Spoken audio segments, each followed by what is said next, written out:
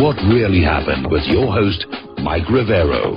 The history the government hopes you never learn. Here is your host, Michael Rivero. And aloha, America. Welcome to our show today. It's Tuesday, January 24th, 2017. And we have got a lot of stuff to talk about today. The phone lines are open, 800-313-9443.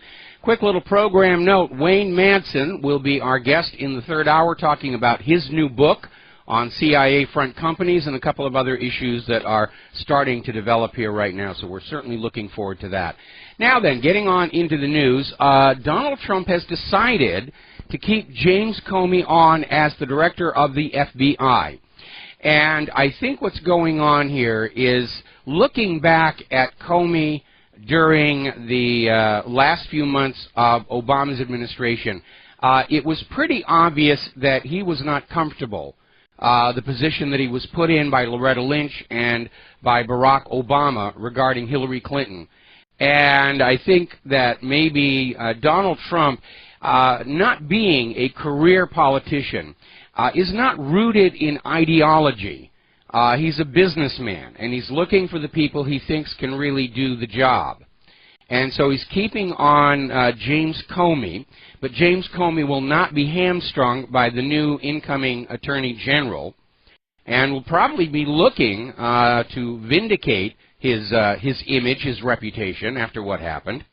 But Donald Trump has to walk a very fine line here, because any attempt to prosecute Hillary Clinton for her numerous crimes will inevitably draw screeches from the liberals and the Democrats that he's out for revenge, it's payback and get even. So Donald Trump, of course, is saying he's not interested in revenge, and I think the plan, if I read it correctly, is to build an absolutely airtight case so that anybody looking at it, even the snowflakes and the buttercups, are going to look at it and say, yes, Hillary broke the law, and like any other American citizen, ought to pay for it. I am still very much wondering if Hillary Clinton was indeed replaying the 1996 Chinagate scandal, selling American secrets to foreign interests, using her weak private email server to deliver the information, and her so-called charitable foundation to collect and launder the money. It's a legitimate question. So some people are looking at this and saying that, yeah, Comey's staying on. He knows where the dirt is. He knows where to head the investigation, and indictments will soon be coming. Now, we know that Hillary will never be charged with her worst crimes, such as the one I just raised, because that could delegitimize the entire government. But I'm sure Donald Trump is realizing that if he doesn't deal with Hillary, it's going to be seen as one of his campaign promises that he broke. And the DNC is already talking about the 2020 election, and amazingly enough, Hillary's name is on the list to run again. And I'm sure that Donald Trump would rather not do that. They're talking about Hillary running for mayor of New York City as a stepping stone to her second attempt to gain the White House. Now, the Democrats are seeking a delay on the confirmation vote for Senator Jeff Sessions to be the new Attorney General. They want time to do their due diligence, and obviously whoever occupies the position of Attorney General is of supreme importance, especially to those who are engaged in corruption and espionage and want to be able to control the investigation the way Loretta Lynch did. Now, the Senate Foreign Relations Committee split along party lines, but did succeed in endorsing Rex Tillerson as our next Secretary of State. They're setting up a confirmation vote in the full Senate, which is pretty much assumed it will go forward. The Senate has now confirmed Mike Pompeo as the new director of the Central Intelligence Agency, and it was one of the closest confirmation votes so far. And I'm not entirely thrilled with Mike being director of the CIA, because he's fully on board with this surveillance of law-abiding American people, which I see as not only being a violation of the Fourth Amendment, but a hideous waste of resources to spy on people who aren't actually doing anything, which is the vast majority of us. And over at UNS.com, they're running a story about the neocon lament. All these neocons who rose to power back during that Project for the New American Century, and they shaped America's militarist foreign policy, and now nobody wants them anymore. And they've gone back to their little ivory castles, their think tanks and their policy groups, and they're sitting there by the phone and nobody's calling. And they're out there saying, look, my opposition to Trump, that was just business. It's not personal. Why isn't Trump calling me? Well, obviously Trump doesn't think you're qualified for the job he needs to do here. Now, we were talking the other day about how all of the liberal crybabies are just in a panic over Hillary's election loss. And they're out there. There was a video we put up on the front page about this woman at a Starbucks who just comes unhinged about all the horrible things that are going to happen. We're going to take a moment here to do a shout-out to our on-air affiliates who are just now rejoining our network. And the problem here, though, is that the Democrats and Hillary had a very simple campaign strategy. They were going to invent this horrible monster. It was a myth. And then they were going to offer to protect the liberal voters from this imaginary monster in exchange for money and votes. And now we're dealing with the aftermath of all of this negative imagery about Donald Trump, none of which is true. This claim that he was going to declare a war on women, I mean, that's ridiculous here. They're out there still screaming that he's going to tear down the campaign against human-caused global warming, which he is, but that too was a hoax. That was this imaginary monster, this threat that was out there, human-caused global warming, and I, Al Gore, will save you from it in exchange for money, and you buy my carbon credits and you see my movies. We'll be talking about his new movie a little bit later in the show here. The war on minorities that they were trying to put on out there, the war on Muslims. There was no war on minorities and Muslims. There was a war on illegal immigration, and I emphasize that first word, illegal. They came on out and said Donald Trump was going to make war on the LGBT community. What's the worst that could happen? We're going to go back to a nation with just two genders, and everybody uses the correct bathroom.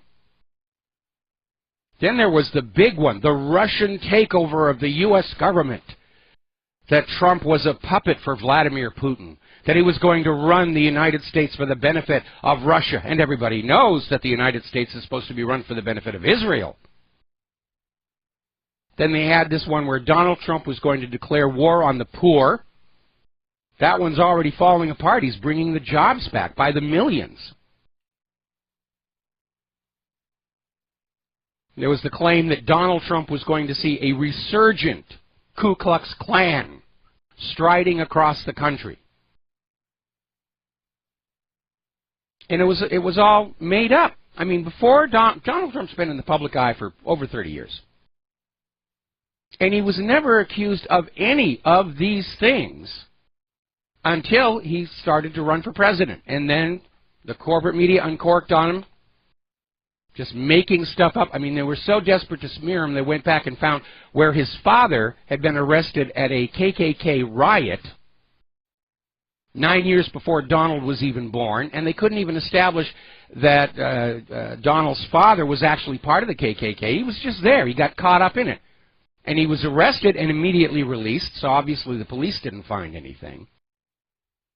But the full court press against Donald Trump is continuing. Now, apparently, the activists who are behind this fantasy to impeach Donald Trump before he's ever actually done anything are tied in with George Soros. Once again, we see George Soros acting as if his billions give him a right to mess around with our country, to mess around with our people, to mess around with the entire world. There's a new petition up on the White House petition website to issue an international arrest warrant for George Soros. I mean, he has actually committed violations of the USA Patriot Act. He should be arrested. He has caused all kinds of harm to our nation's image around the world, to our political system, along with the physical damage from all these staged riots. The pettiness of the liberals is on full display here. And that's why I think that if there is a new Maidan, if somebody's trying to do a color revolution in the United States of America, it will fail. Because for any of these color revolutions to work, the people doing the rioting, protesting, the civil unrest, have to be seen as sympathetic by the general public. They can't do it without popular support. And the public image that is being broadcast of these liberals is not sympathetic. People don't agree with them. People don't sympathize with them. They don't identify with them, and hence they will not support them. And they are, in fact, getting childish. Apparently, on the inauguration, Melania Trump was in this very beautiful blue dress that was apparently created for her by Ralph Lauren. And now the liberals are saying, we have to boycott Ralph Lauren because he's supporting oppression. So I guess it's time to buy a new bottle of Polo. There is no oppression. That was the big liberal selling point. Your life is not a success because you are being oppressed by this imaginary monster up on the wall that we painted for you. And if you will support us financially and politically, we'll save you from the imaginary monster. It's called the Hegelian dialectic, if you want the fancy name for it here. We're seeing a story that's coming out of the Duran.com. Apparently, there is a new Hollywood blacklist. If you were wondering why so many of these has-been actors were out there screaming about Hillary's the real president and Donald Trump's this and Donald Trump's that, apparently there is now a blacklist against any actors and celebrities who fail to march in goose step with the campaign against Donald Trump. Apparently Nicole Kidman, following her comments about, look, it's over, he won, let's get used to it, has had 2 of her contracts canceled. That blacklist is a very real thing. I have felt its wrath myself here. Meanwhile, Gerald Celente is out there saying that he's just totally disgusted by De Niro, George Clooney, and Hollywood in general for backing the murdering and drug smuggling Clinton cartel. And I am as well. Now, these are people who think their celebrity status means that you value their opinion about things that have nothing to do with entertainment. And they're starting to really cry when they realize that, no, we don't value their opinion because they spend all their time acting, play acting, make-believe, makeup, cameras, lights, and that's what they do. They are not serious students of contemporary political history. Their opinions are basically jingoism, the slogans, the latest press statements, whatever is trendy and fashionable. That's what we're doing now. And they're not experts in politics. And no, we're not paying attention to their opinion. That was another shock revelation of this last election. The star power didn't work for Hillary. Now, Chelsea Handler is a talk media star, and she led the Women's March at the Sundance Film Festival, and she was being interviewed by Variety's Elizabeth Wagmeister, saying, would she ever interview Donald Trump? And Chelsea Handler said, absolutely not. Then she was hit with a follow-up question she wasn't expecting, would she ever consider interviewing Melania Trump? And Chelsea Handler came back and said, Melania, to talk about what? She can barely speak English. So much for tolerance. Now, on Chelsea's previous show, they had an ongoing character of a Mexican played by an actor, Choy Bravo, and they made fun of his accent as part of the shtick on the show. And here's a little bit of a reminder. Melania Trump speaks 6 languages: English, French, Italian, German, Serbo-Croatian, and her native Slovene. Now then, you remember Larry King's rented limousine got destroyed, set on fire by the Get Donald Trump people. And Larry King was not in it at the time, fortunately. And it's not like Larry King was a huge supporter of Donald Trump. Quite the contrary. Why are they going after his car? But it actually gets even worse. These tolerant, all-inclusive, love Trumps all, we love the illegal immigrants coming on in, trashed a very expensive limousine that was owned by a Muslim immigrant and being driven by a Latino immigrant. It's like after the election was over and they all rioted in the cities that had voted for Hillary Clinton. Meanwhile, apparently over at the inaugural ball, these 2 Gold Star family members who run the Travis Manion Foundation were basically harassed outside the Veterans Inaugural Ball, and apparently they were being pushed, they were spit on, people were calling them names. Like I said, the public image that is being put out about these crybabies is not one that is going to win popular opinion over to their point of view. Now then, as we mentioned yesterday, more than 200 of these Inauguration Day rioters are facing felony rioting charges. And they can go to prison for up to 10 years and a $25,000 fine. Now, already we're seeing the liberal media go on out there saying, oh, see, it shows that Trump is going to repress freedom of speech, and he's just going to come down hard on protesters. Well, let's clear something up here before it gets out of hand here. When you are standing or walking down a street with signs and being peaceful, that is a protest. Because it is peaceful, and because it's peaceful, it is protected free speech under the First Amendment. What happened in Washington, D.C. was a riot. Burning of cars, smashing of windows. That's not protected free speech under the First Amendment. There's nothing in the Constitution that says you have a right to destroy private property because the election didn't go the way that you wanted. If you want a description for it, that's insurrection.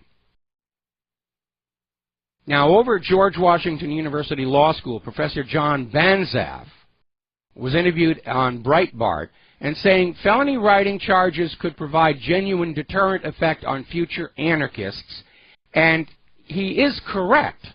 I mean, we don't want to suppress peaceful freedom of speech, but these people were just violent. They were causing damage. They were committing assault and battery. But, that being said, I think Donald Trump would be well advised after they've had their day in court and been convicted and sentenced. I think it would be smart for Trump to commute their sentences. Use his little clemency pen. Because the last thing Donald Trump needs is 200 of these snowflakes in prison as martyrs to the liberal cause. So he should just kick them out. Take away their fangs, as it were. Here's how ridiculous those protesters got. Apparently in front of the Trump Hotel, there were protesters there. One of them had a heart attack. And the hotel staff rushed out to try and save this guy and got booed and harassed by the other protesters. I mean, it really is ridiculous. All right, we're going to take a break for commercials. We'll be right back. Aloha, America. Welcome back to the show. We're going to take a phone call here from Bill in Pennsylvania. Aloha, Bill. Welcome to the show. What is on your mind today? Bill, are you there? Yeah. How you doing, Mike? I'm doing fine. What can we do for you? Well, first, I wanted to give you a compliment. I was try to listen to you every day, or I watch you on YouTube, and you gave Alex Jones a compliment.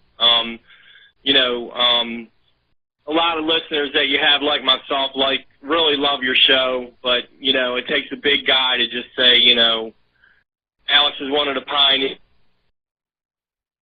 Hello? Really nice of you to say that, man. That was really cool. Thought we lost you there for a second here. And, well, again, it is very important right now that as the independent media becomes influential in our society, the corporate media wants to find ways to tear us apart, and we all have to pull together, and we all have to treat each other with respect.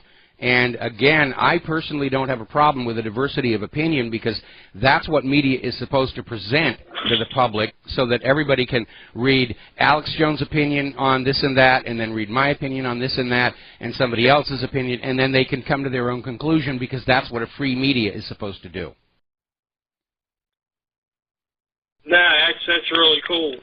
I did have something funny I wanted to add, though. Yes? And then I have one more thing to say, because I know I don't have much time, but what happened to, you know, their side of the story when they promised us? They promised us that if Trump won, Whoopi Goldberg, The View, The Crew, the whatever it was, all these left-wing whack job celebrities were going to leave the country. Man, they didn't keep their promise. I was sitting around waiting to see the bus roll out and them get on the plane, but, you know. Yeah, I mean, there was a moving company, you know, was offering them a special one-way move only at a discounted rate here, but some of them are saying they were only joking. Some of them are actually denying they ever said they were going to leave the country, and, of course, immediately the video clip of them saying they were going to leave the country goes viral on YouTube. And again, bit by bit, all they're doing is destroying their own credibility with all this hype and spin and propaganda, and they don't seem to understand that it's now an obsolete way of communicating with the public.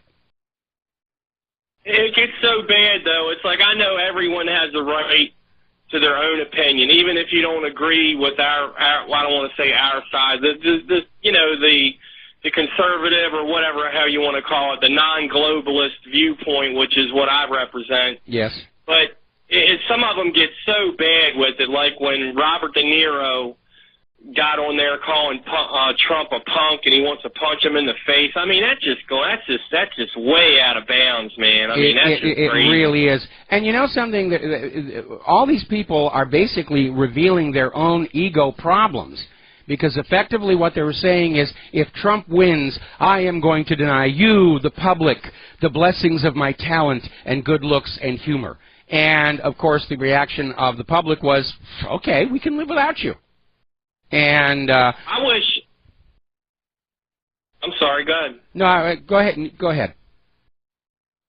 I wish a billionaire would step forward and start their own movie production company and call it Movie Land, because Hollywood is so full of so many nut jobs like that. I forget the the actress that was up there, not Madonna. Well, that's within it. That's a story within itself, talking about blowing the White House up. Good Lord! But a lot of that actresses that they start a bunch of trouble instead of uniting us as a country now. You know, Hollywood, it seems like it's just full of crazy people. So I wish a billionaire would step forward and say, hey, you know what, we can make our own movies. We'll call it Movie Land. You know, the heck it's already happening. Enough of that. It's already happening. Hollywood is no longer the global center of movie making. There are wonderful movies being made in New Zealand, the Lord of the Rings films, Europe. They're all coming on. Hollywood is the place to be if being in Hollywood is what you want out of your life. But if you want to make quality movies and TV shows, there's a lot of production all over Europe. India has a huge film industry, and they're cranking out really good things. You know, like Vikings, Game of Thrones, and all those shows. Those are not being made in the United States, and you know, they basically destroyed themselves. We got to take a break for commercials. And we'll be right back with another phone call. Aloha, America. Welcome back to the show. Here we're going to take another phone call. Matt in Colorado. Aloha. Welcome to the show. What's on your mind? Hey, Mike. Thanks for taking my call. Obviously, Donald Trump is on my mind. I wanted to say I wasn't a voter of his, but nonetheless, I'm very happy with a lot of the things that he has done initially, so I'll make this quick, but 3 points specifically. The executive order to remove the United States from the TPP. I think that was wonderful and awesome. Second thing is the Women's March. I didn't even know about that until like 2 days before it happened. And I started looking it up, and I was wondering, wow, what are the women marching for? Because last I heard, women's rights had not been negatively impacted in the last 60 days or 90 days, and it seemed like an anti-Trump protest. And in fact, I think it was planned previously with the expectation that Hillary Clinton was going to win, and it was going to be a women's march, but then it became an anti-Trump march. And then that leads me to just briefly this other point, and this is an article that I find extremely slanderous and fake news coming out of the HuffPost today that says, Donald Trump signs anti-abortion executive order surrounded by men. Now, this is in reference, and I'm just going to quote this really Not quick. very subtle, are they? No, they're not subtle. They're actually blatantly insinuating false accusations. So, I mean, this is to reinstate the Mexico policy. It prohibits giving U.S. funding to international non-governmental organizations that offer advice on a wide range of family planning and reproductive health options if they include abortion, even if U.S. dollars are not specifically used for abortion-related services. Okay, great. Now, he said he's running on a platform of putting America first. And he didn't say we're going to overturn Roe v. Wade. He said we're not going to give a bunch of money to non-governmental organizations to go around and teach people how to deal with their own sexual behavior and their own reproductive activity. So that's just part of this women's movement and this women's march.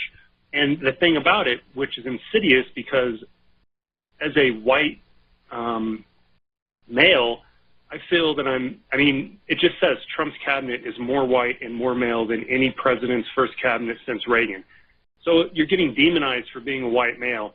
And to me, that's just nonsense, because I'm a complete feminist and I believe in all human rights and the freedom of choice.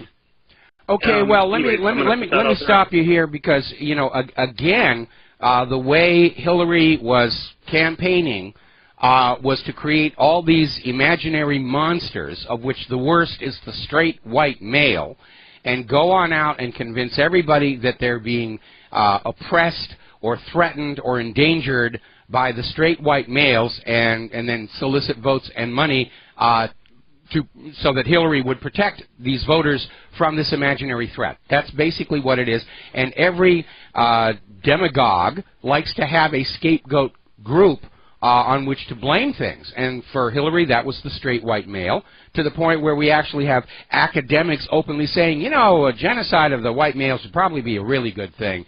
And you have to sit back at that and say, you know, change the target group, and it sounds like we've got a bunch of Nazis running around. Yeah, and not to belabor this point, but I talked to one of my friends who's a female, and her parents were professors at Harvard, and she's extremely educated, but she told me, and we got in an argument about it, that people of color cannot be racist.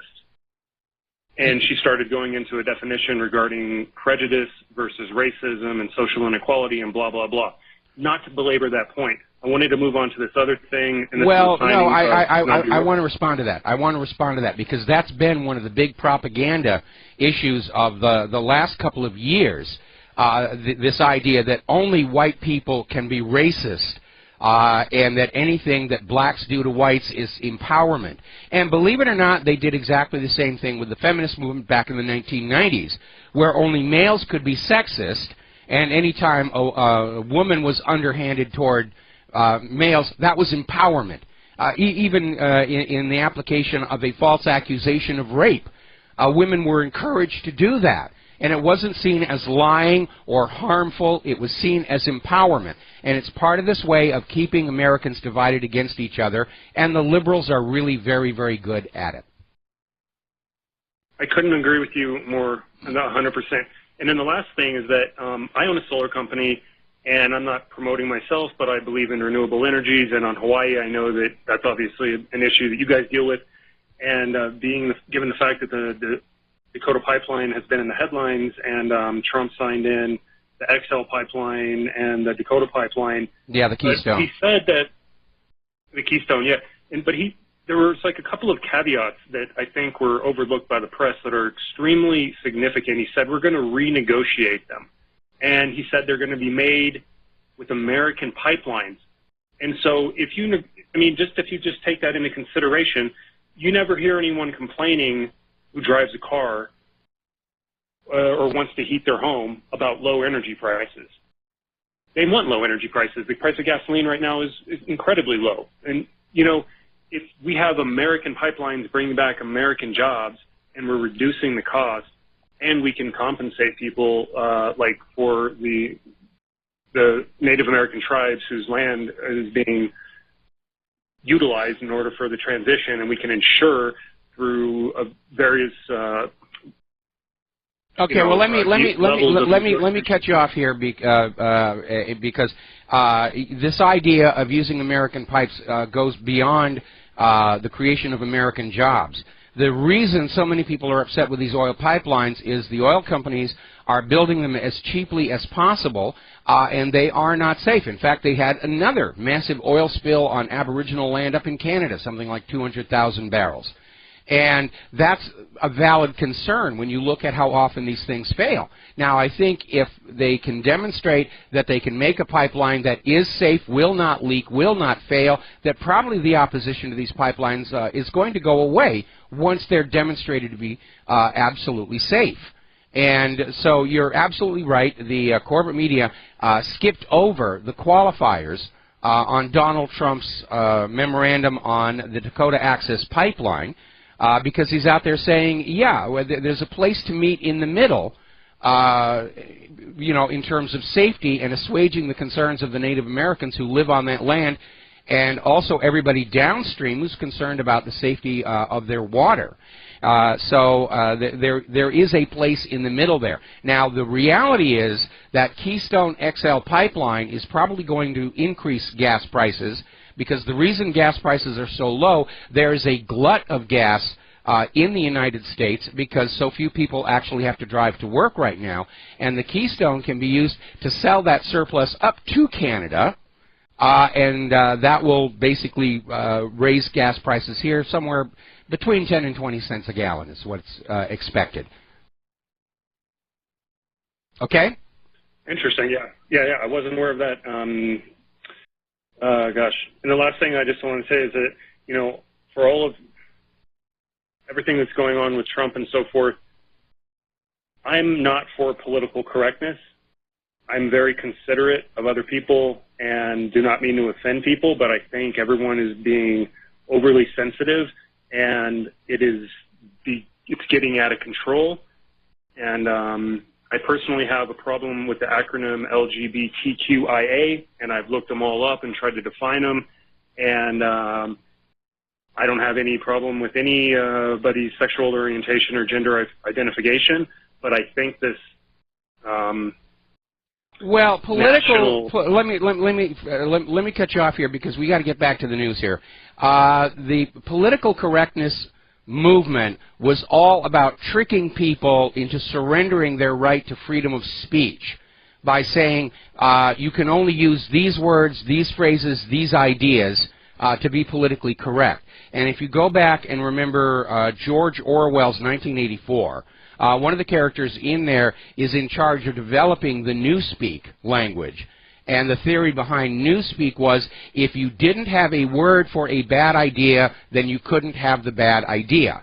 And so political correctness was all about sort of a cultural Marxism to get everybody to go along this very narrow, predefined path and to silence ourselves out of concern that somebody somewhere on planet Earth was offended by what we say. But you cannot have freedom of speech and freedom from offense at the same time, because especially when you speak truth to power and you point out where a lot of these corrupting influences are coming from, people who are supportive of that platform are going to be offended. And, of course, nothing really happens when you're offended. You know, if I say something that offends you, okay, be offended. You have a right to be offended. And I'm not going to take that away from you. But you're not going to take away my right to basically express what I think is going on in the clearest terms possible. Anyway, Matt, we're going to let you go here. We're going to close the phone lines because we actually got complaints that we're doing too many phone calls and not enough news here.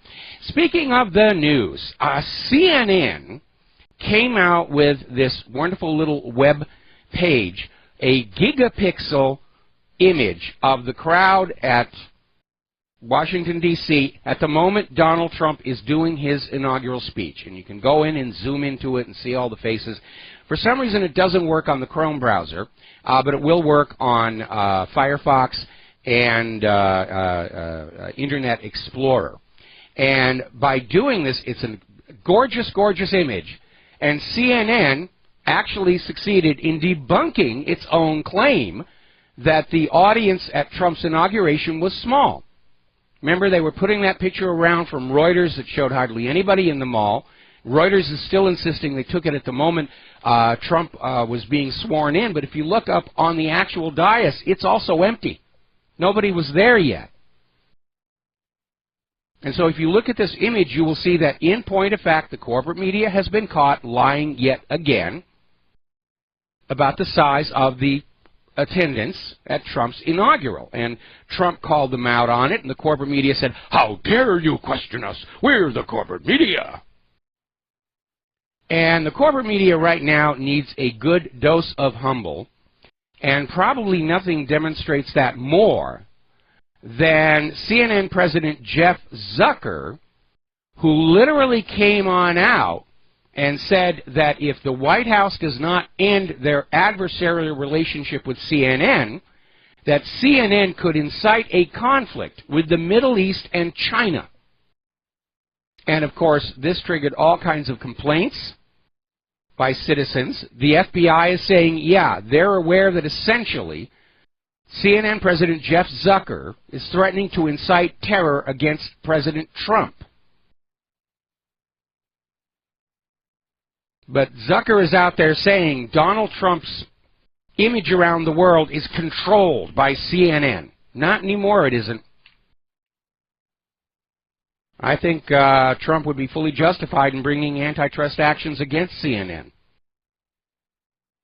Meanwhile, Kellyanne Conway is describing reporters who mock Trump as professional political hacks, and she's absolutely right. That's what they're doing. They're not reporting on the news and facts. They're going on out with the gotchas and the digs. They're trying to be opinion columnists, and that's not what they're being paid to do. And it's part of this corporate media war against Donald Trump and the White House. And it has gotten so intense, Kellyanne Conway is now being protected by the Secret Service because she's now getting death threats for standing up to the corporate media. Now, article over at the Daily Bell. Negative Trump coverage is long-term threat to his presidency. Yeah, that's true. And the issue is, can Donald Trump and the corporate media continue as they are right now, and for how long? When push comes to shove, I think Donald Trump, within the letter of the law, will take action against the corporate media. Over at State of the Nation, there's an article saying that the corporate media must be shut down because it is not going to change. And I think that CNN gigapixel image of Trump's inauguration, making it clear that they were lying about the attendance at the inauguration, proves the corporate media cannot change and will not change. They're trapped by their business model.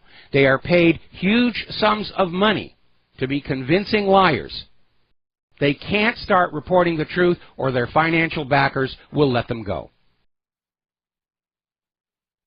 Now, over at the New York Slimes, they're being accused of playing with history. This is coming out of Consortium News. And basically saying the New York Times was at the forefront of all the fake news we have been seeing for decades. Saddam's weapons of mass destruction, Assad's sarin gas, human-caused global warming, Hillary Clinton will win in a landslide. I can't imagine why anybody still subscribes to that paper. Probably for the discount coupons in the advertising section. Story coming out of RINF.com, the ongoing war against Trump. And it's not just against Trump. The corporate media is at war with the independent media. They're feeling their grip on the minds of America slip, and they're panicking. Now, this article at RINF is saying at this point it appears the corporate media is trying to sell the general population that Trump is illegitimate and to try and propagandize the American people into accepting the installation of a new ruler. In other words, this appears to be part of that attempt at a Maidan or a color revolution. But again, I think it's doomed to fail, because the public image that these disruptors are putting on out is not one that is going to win popular support. And looking back over the history since World War II, the U.S. only succeeds half the time when they try one of these overthrows. The last big one, Ukraine. Back in 2009, the attempt to have a color revolution in Iran absolutely cratered. And I think it will here as well, at which point I think certain traitors to the United States and the American way of life need to be arrested.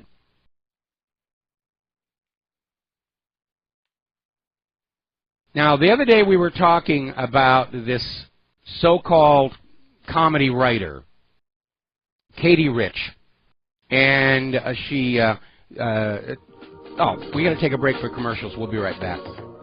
Aloha, America. Welcome back to the show here. And we're talking about Katie Rich.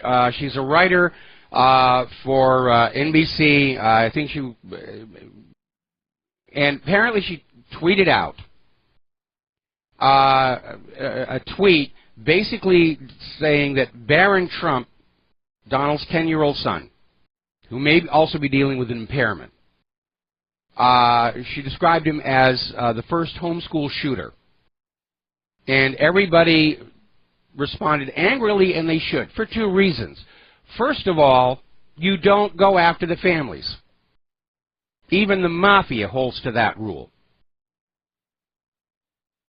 Second, you have these liberals who say they're all inclusive and they care about everybody, and you're dealing with a child who appears to be dealing with an impairment, and you go after him. That's clearly over the line. That's clearly over the line. And one of the problems that we seem to have is with this liberal culture is the idea that the rules should not apply to them, because after all, they never did to Hillary, right? So we're just going to go ahead and say what we want to say, and it's okay for us to be insulting, but not okay for you to be insulting. It's okay for us to be discriminatory because we can't be discriminatory. Only white people can be racist. You can see how it's nothing but double standards and hypocrisy. Now, speaking of Twitter, British researchers were running a study on how people interact with Twitter and stumbled across these gigantic networks of fake Twitter accounts. One of these networks had 350,000 totally fake Twitter accounts, and they think there are bigger ones out there. And these accounts were used to fake follower numbers, send spam, and boost interest in trending topics. In other words, Twitter got hijacked for propaganda purposes. And we documented that many, many times, where we would see the same word-for-word identical tweet being posted under all these different names. And inevitably, the little photo icon was a really cute girl, so you just wanted to click it and see it, or a really cute guy, depending upon which way you go. And it was the same tweet over and over and over and over again, whether it's global warming, Donald Trump supporting Hillary. It's amazing here. Okay, now then, Out in California, La La Land, apparently Governor Jerry Brown is saying that he's going to fight Donald Trump on global warming and immigration. So I'm going to set up the boxing ring here and sell tickets for that one. My nickel is bet on the Don on this one. But apparently they're looking at a bill that would mandate all schools in California to teach kids that Russia interfered in the 2016 election. We'll be right back. And aloha, America. Welcome back to the show here. And as I was mentioning before we went to station identification, out in California, there is a bill being introduced that would order all the public schools in California to teach kids that Russia interfered in the 2016 election. They might as well have a bill ordering the schools to teach kids that dinosaurs are still alive or that the earth is flat. There is no proof that Russia interfered in the 2016 elections. This is a bill that is ordering the schools to lie to our children, to brainwash them.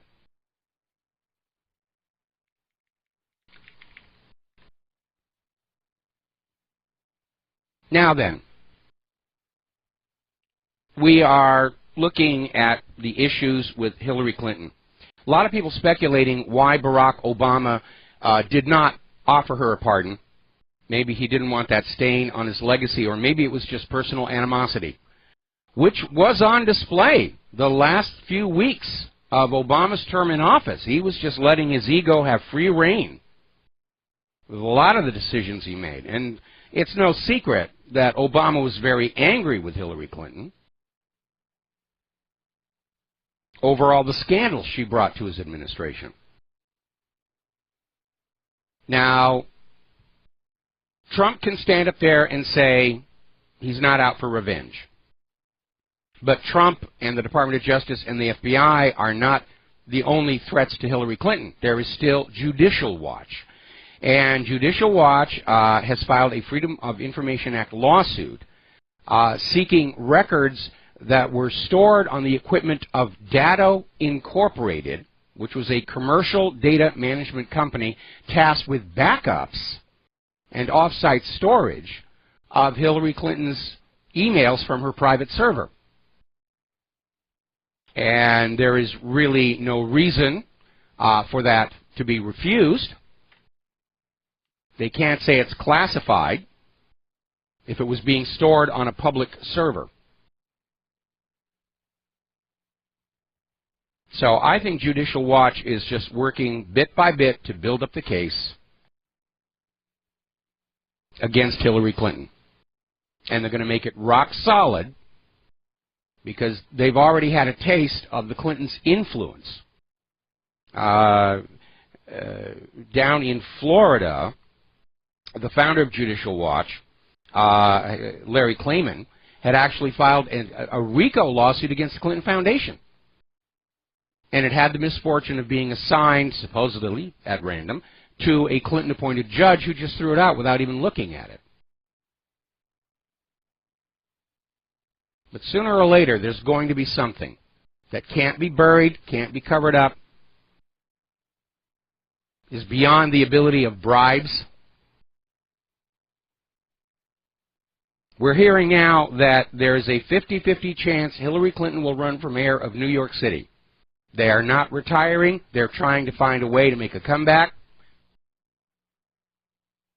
If Donald Trump does not allow the FBI and the Department of Justice to investigate Hillary Clinton, he may well be facing her again in 2020. And of course, along with that, we need to seriously overhaul our election system. We talked about that yesterday. And I got more emails from listeners in other countries saying, yeah, we got rid of those electronic machines long ago. And we have an election system very similar to what you described. One person wrote on in saying that dipping the finger in the dye might have a hygiene issue, so be a little airbrush or something. So people don't have to worry so much about germs, as it were. Now, according to Gallup, President Obama's overall average approval rating, for his 8 years in office was lower than that of Richard Nixon and George W. Bush. Now, Obama can take solace in the fact that he was slightly ahead of Gerald Ford, Jimmy Carter, and Harry Truman. Now, over at the DNC, they're starting to go through the motions of appointing a new chairman of the DNC, a permanent one. And so all the candidates for the chair are up there talking, and they're bashing white people. They're bemoaning their losses this last election, and they're scapegoating white people. And the executive director of Idaho's Democratic Party, Sally Boynton Brown, said that Democrats have to provide training that focuses in part on teaching Americans how to be sensitive and how to shut their mouths if they are white. If you're white, just shut up. You don't know anything about the life here. Now, Sally Boynton Brown herself is also white. So here we have this white Democrat screaming that whites should just shut up. And she will not take her own advice. We're going to take a second to do a shout-out to our on-air affiliates who are just now rejoining our network. And what's amazing as you see all these Democrats running around in circles trying to figure out what the heck happened this last year. They will not actually honestly deal with the reality. They ran a candidate with a criminal past that nobody could trust, nobody could like, and they fail to connect with the voters, even with all the massive election fraud. But they won't deal with that. They won't acknowledge that. Oh, it's the fault of the white people. It's the fault of the independent media. It's Russia. It's just constant scapegoating. Now, as I mentioned before, the Democrats are already putting together their list of who's going to run against Donald Trump in 2020. And Hillary is on that list. Michelle Obama, who's never actually held an office before in her life. Joe Biden, even Tim Kaine. The top of the list, though, is Elizabeth Warren, who's seen as the ultra-progressive senator. But, unfortunately, her poll numbers are now turning down. I think last year's election and the ability to actually force the choice of the people through all the election fraud has sparked a lot of desire for states to maybe get rid of some of their deadwood. And the polls up in Massachusetts, she's probably going to lose her Senate seat in 2018, which means she would not be ideally suited to be a candidate in 2020. But I hope somebody from Trump's organization is listening to this broadcast, because it's clear the Clintons are not going to go into retirement. Hillary's talking about mayor of New York City. The Democrats are talking about running her again in 2020. And so two things need to happen. Hillary Clinton needs to be prosecuted for her crimes, and we need to deal with the election fraud issue decisively.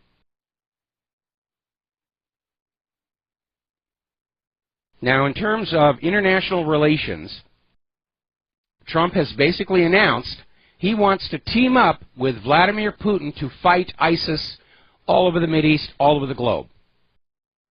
Going to clean up that mess that he inherited from his predecessor. Meanwhile, over in Europe, they're in a panic at this idea that the United States might actually start pulling their troops and weapons out of there. And a senior defense general based in Europe says that if Trump pulls the troops from Europe, Russia will invade. They'll invade immediately if the American troops go home. I'll tell you what's actually going on. Right now, Europe is enjoying all those American troops on their soil with pockets full of U.S. taxpayer dollars being poured into Europe's economy. Because when they're not out there on the front lines, these U.S. troops, they're being tourists, they're traveling around, they're shopping, they're eating at the restaurants. Having them there is good for the European economy. It's bad for the American economy, but it's good for Europe. That's the real danger if Trump pulls the troops from the continent. Russia's not going to invade. Why would Russia invade Europe? He's got enough problems of his own. Europe is on the verge of a massive economic collapse. It's dealing with this refugee crisis. Why would Putin want to invade? There's nothing there for him that he needs. Remember a couple of months ago, early last year, the corporate media was out there saying that Vladimir Putin wanted to steal Alaska back. And Putin himself laughed it off and said, we've got enough frozen wilderness already in Siberia. Why would we want Alaska? To which I would add the footnote, Sarah Palin's there. Nobody wants that. Meanwhile, in Great Britain, their corporate media is still ramping up war rhetoric against Russia. Let's see, the Telegraph on the last day of last year, systemic, relentless, predatory Russian cyber threat to U.S. power grid, blah, blah, blah. The Independent, middle of December, highly probable Russia interfered with Brexit. The Express, just a few days ago, Russians forcing RAF to abort missions in Syria by hacking into their systems. The Guardian, also just a week ago, senior British politicians targeted by Kremlin for smear campaigns. In every one of these reports, there's not a single scrap of actual evidence. It's all rumor and hearsay. And by the way, as far as Russians forcing the RAF to abort their missions in Syria, the RAF does not have the permission of Syria's government to be there.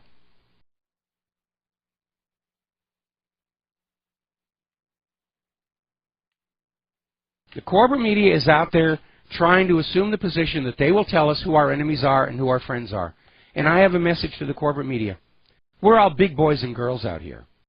We can figure it out for ourselves, who our enemies are and who our friends are. We can figure out for ourselves what's real news and what's fake news, which is why you're all in a lather. Now, as you know, a lot of these NATO forces are piled up on the Polish border with Russia and Belarus. That may not go out so well because apparently back in 2008, Poland started shifting to a pro-Russia policy, and they just declassified a 2008 policy document in which the decision was made to improve relations with Russia and start pulling away from Europe. Now, over in China, Xi Jinping is taking the position that all nuclear weapons all over the world should be completely prohibited. Obviously, he's thinking about all the saber-rattling and propaganda coming out of North Korea, but it's a good idea. I'd like to see a world in which we don't have these city-destroying weapons hanging over our head like the sword of Damocles. But there's a problem. You can pass a UN resolution that prohibits nuclear weapons, and Israel will ignore it. They'll go back to saying, we don't have any nuclear weapons. Really? And anybody who says we do is just being a dirty, filthy anti-Semite who wants Hitler to come back and gas Jewish babies in the oven. That compliance is a big issue, especially when it comes to Israel. Now, David Icke is out with a new article saying that we are beginning to see more and more people willing to talk about the actions of Israel's government. And Israel has, for decades, been able to suppress criticism by screaming anti-Semite, Jew hate, racist, and so forth and so on. But very clearly, that power is waning today. As more and more people understand, the criticism is not directed against Jewish people. It's not directed against any religion or ethnic group. It is a criticism of the actions of a powerful few in a government. And no government is above the law or above criticism. And people are beginning to understand that. On top of which, of course, Israel's defenders have hurled anti-Semite in so many directions, they've worn it out. It's lost its shock value. 20, 30 years ago, somebody said, you're an anti-Semite. Oh, I have to work to correct that. Today, somebody says you're an anti-Semite, you go, okay. Big deal. It just doesn't matter any longer. Now, apparently over at Fordham University, there was a group of students wanted to form a student group to support Palestinian rights. The process for approval of the application, which normally would have taken weeks, dragged on for 13 months.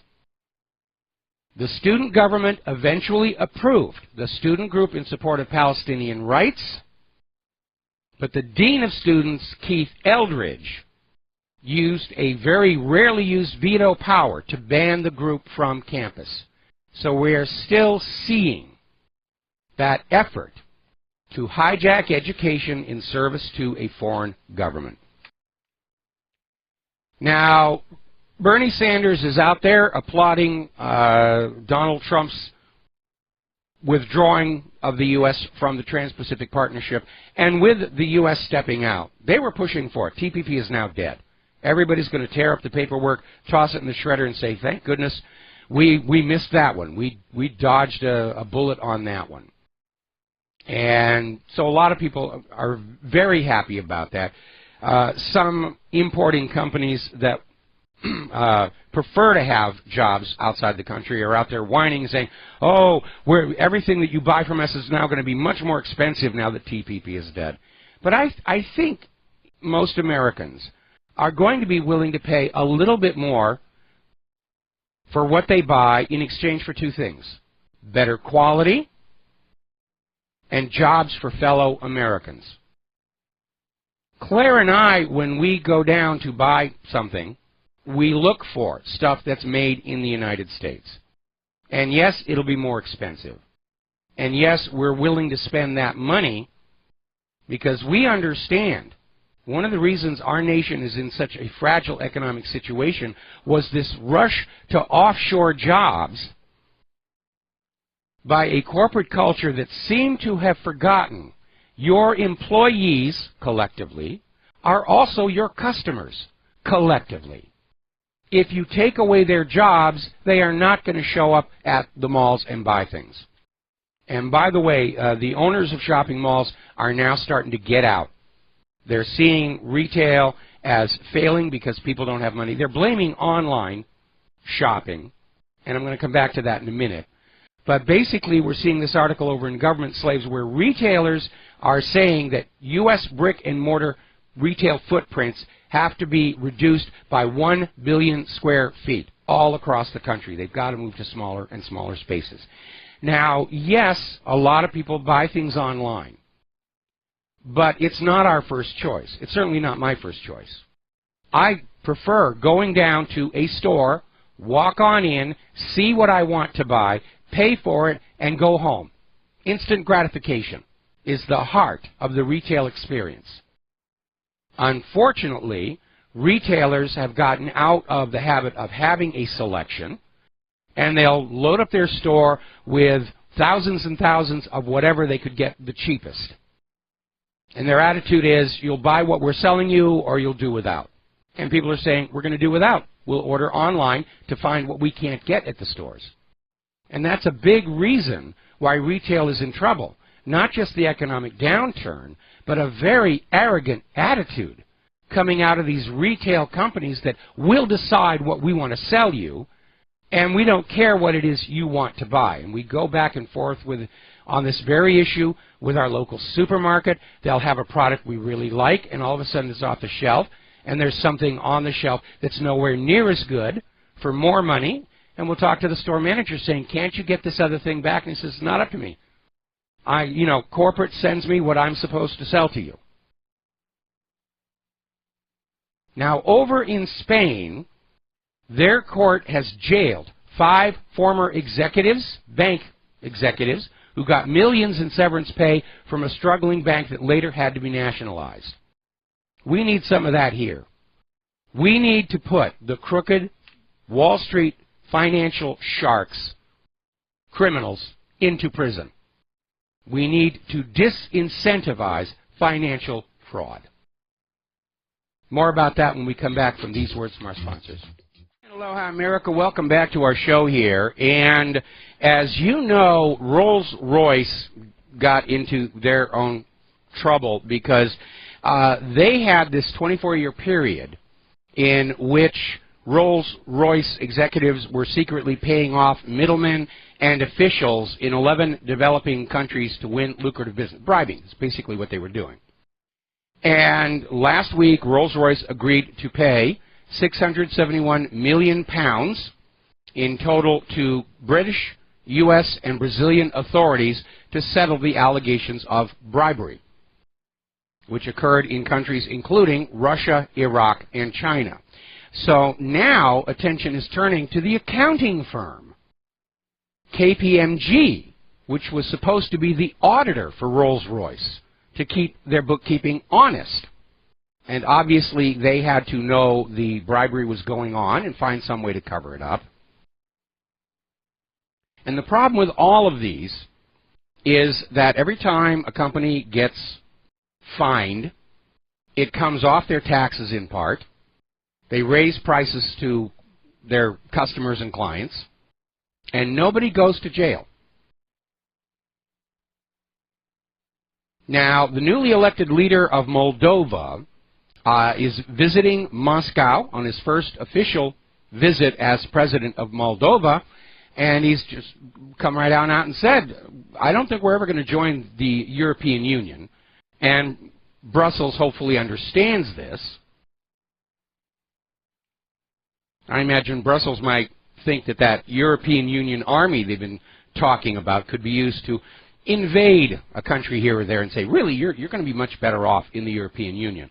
Before you do that, however, I would remind you what an absolute disaster Ukraine turned into, because that was all about bringing them into the European Union. And the democratically elected president of Ukraine was saying, Russia's offering us a better deal. Our people are historically, traditionally Russian, and we're going to go cozy up to Russia. And it's at that point that all of these NGOs and snipers and everything went on into Kiev to drive the legitimate government out of power and replace it with Poroshenko, who immediately turned around and said, oh yes, we're going to merge with the European Union. Absolutely. Now, over in Germany, they're going to have their next election in September. Merkel is running for another term as chancellor. Her poll numbers are not looking good at all. And so apparently she has decided to copy a page from Hillary's playbook and blame it all on Russia. Russia is spreading disinformation about Angela Merkel. It's all Russia's fault. It's got absolutely nothing to do with the German people's rejection of Merkel's open borders policy. But it's like blaming Russia for everything is the new fashion trend among the political elite. No matter what happens, Russia did it. Russia's to blame. Now, there's an interesting little article that came out from Sputnik News. The German government has a problem with critically minded citizens. Well, that's hardly unique to Germany. All governments have a problem with critically minded citizens who are watching what they're doing and analyzing what they see. But apparently, according to this story, following the meeting of leaders in the European Parliament's faction, Europe and Freedom Nations, journalists were told that the German government can't deal with people who have opinions outside that which is being dictated to them. And apparently in Germany now, people whose opinion differs from that of the establishment are immediately labeled as anti-democratic. That's the new word. If you are not blindly following along with the flock, you are now anti-democratic. So I guess Democrats are now seen as sheep in Germany as well as here in the United States of America. Now, the Dutch polls are showing Geert Wilders really starting to soar. He's got a 9-point lead. More about this when we come back. Aloha, America. Welcome back to our show here. So we're talking about the polls for Geert Wilders' Populist Party leading up to the Dutch elections. And Geert Wilders' party has been against this refugee open border policy. And now he's got a 9-point lead on the current ruling Conservatives. And as a result of this poll result, Dutch Prime Minister Mark Rutte is now starting to change his policy and drift over to Geert Wilders, saying that these refugees have to integrate into Dutch society, and if they don't want to do that, they should leave. And he's also issued a call for a return to common decency. I'm not exactly sure what that means. But these politicians are starting to realize that this open borders idea has not worked out, and it is now an election loser. Meanwhile, over in Tijuana, Mexican protesters have seized control of the U.S. border crossing as part of these riots over gasoline price hikes. Now, they've only seized the Mexican side of the border crossing, but apparently there were enough of them there where the Mexican authorities just ran, and the protesters were just waving motorists into Mexico. Come on in, buy some fireworks.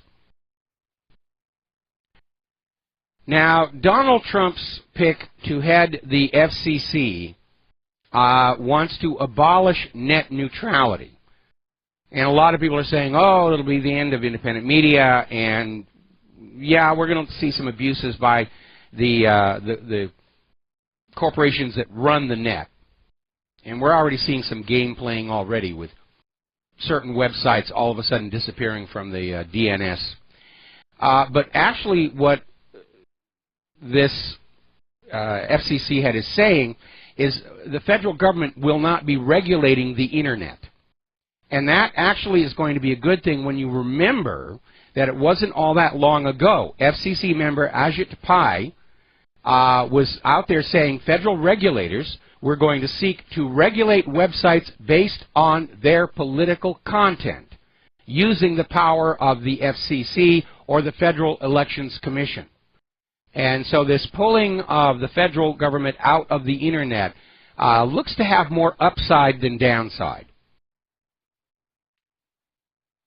Now, if you are a computer hardware geek, and aren't we all, really, you're already familiar with the Raspberry Pi.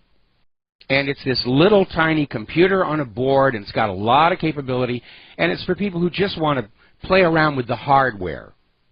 Cook up their own interfaces, make a telescope controller out of it or something like that. Asus has entered this area of the market with what's called the Tinker board. And they've come on out. It goes for about $70. And it's got a quad-core rock chip processor. It supports 4K video. And apparently it's a lot faster than the Pi version 3. And it looks like it's going to be a lot of fun for anybody who's into robotics or just wants to hack the hardware directly. Now, as I understand it, these computer on boards come with an embedded operating system and embedded interpreter.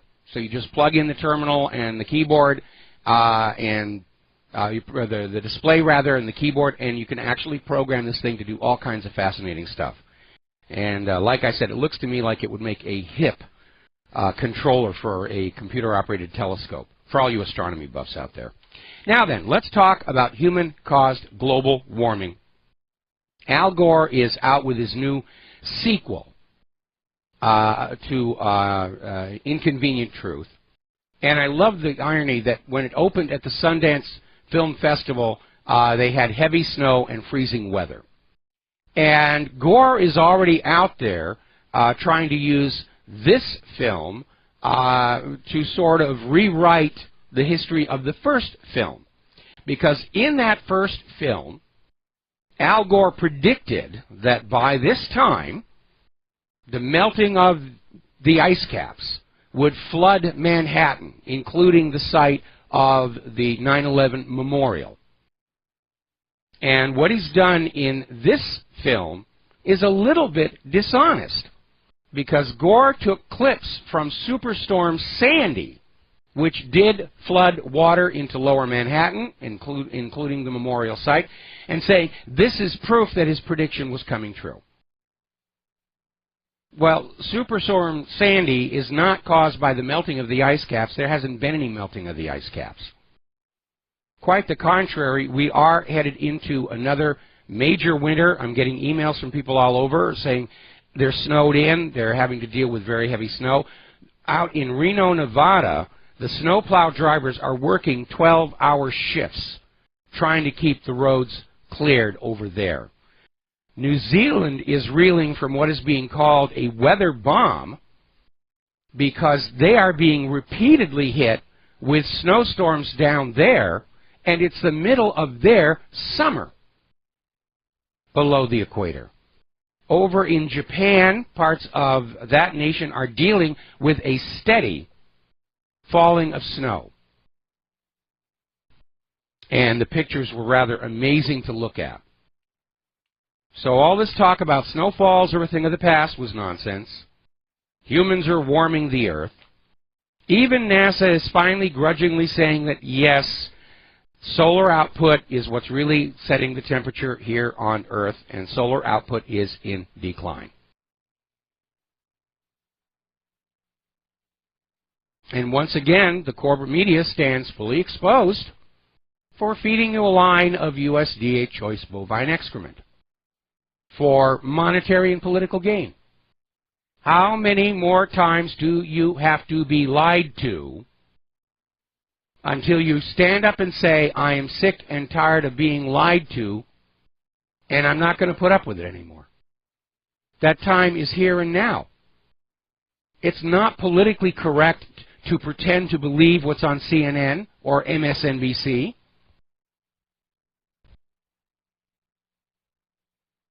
We evolved to have a brain. I would respectfully request everybody start using it. Because nothing terrorizes tyrants more than people who think for themselves, figure things out, and ask important questions. Now, as that caller mentioned earlier in the show, Trump has signed an executive order moving forward on the Keystone XL and Dakota Access pipelines. As that caller mentioned, there were caveats on it involving renegotiation, involving how the pipelines were going to be constructed to hopefully make them a little bit safer. But contrary to the caller who called on in, the Keystone Pipeline is actually going to increase gas prices in the U.S. because the oil and gas glut that has built up here in the United States, because people aren't driving as much, they don't have jobs to go to, that's what's driving these prices down.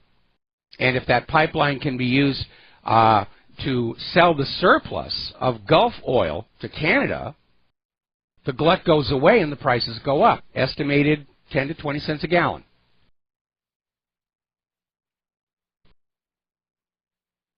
Now then, let's talk about the 7 most egregious acts of social justice in Obama's military. We saw all this kind of nonsense. Remember when they had these cadets, male cadets, walking around in high heels to sensitize them to the trauma of what it's like to be a woman in America. And by the way, there is no law that says a woman has to wear high heels. And they are, in fact, bad for your feet. So,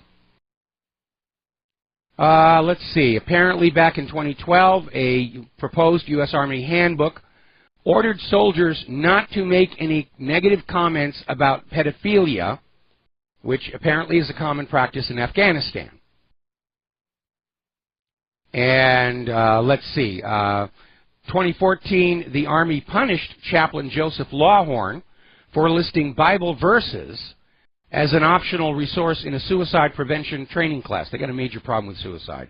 And he was ordered not to do that because the Bible disrespects diversity. Apparently, an Air Force base banned the greeting, "Have a blessed day." And here's the one about the Army ROTC cadets, walk around in bright red heels for social justice. Apparently, a DOD-approved training course listed the Declaration of Independence as a document that perpetuates sexism. And there's a lot more of this nonsense. But do they really expect they're going to go up against Russia and China when our military are being indoctrinated for these kinds of issues instead of learning how to actually shoot a gun?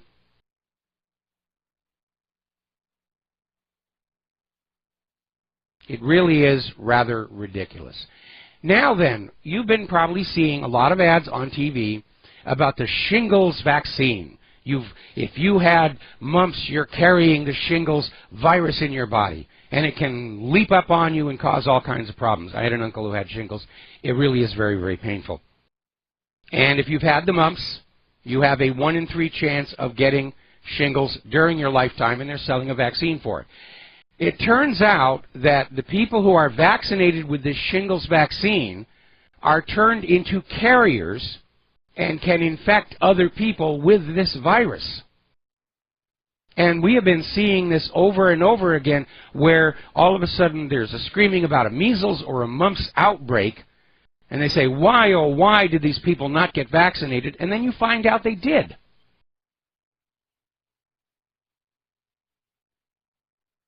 These vaccinations are not protecting people from illness, they're causing it.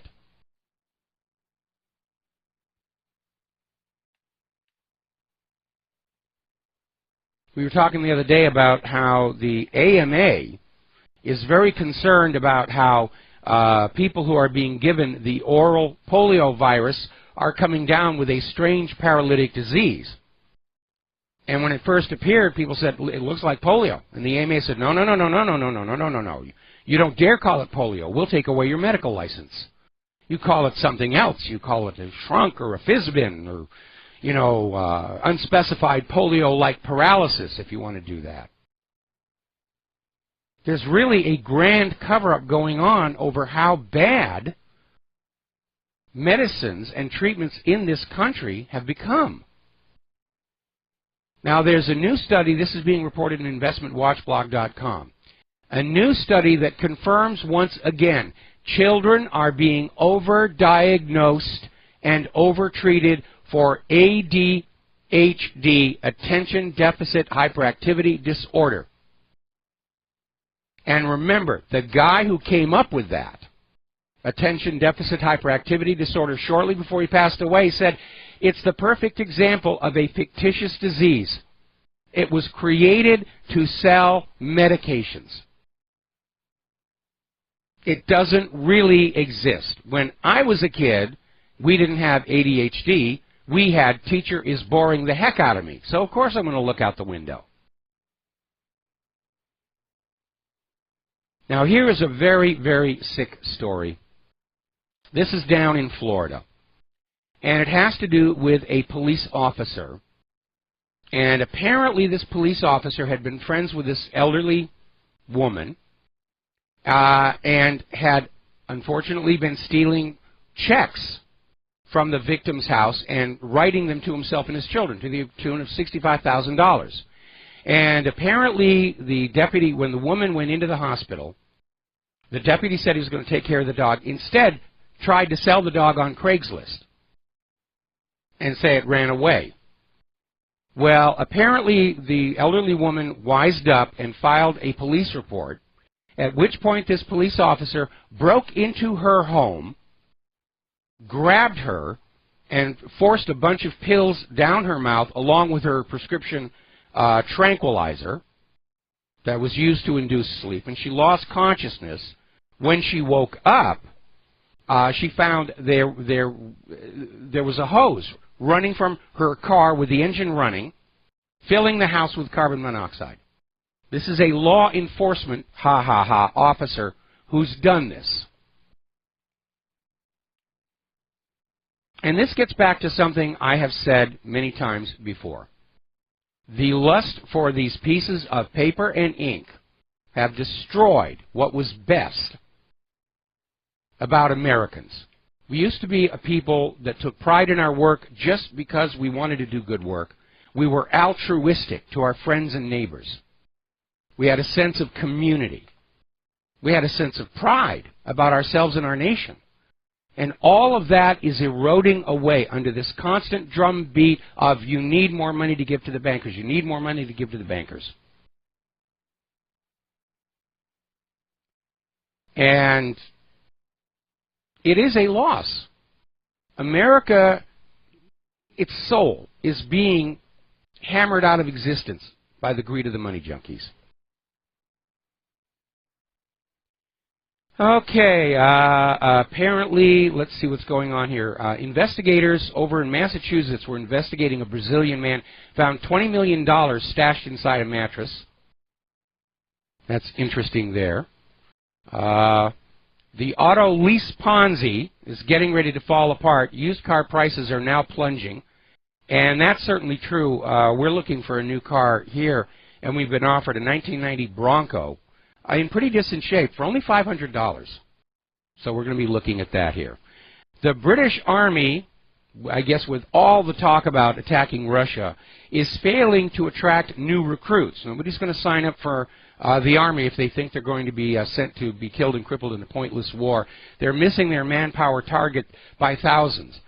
How about grabbing some of those illegal immigrants and refugees, put them in uniform here?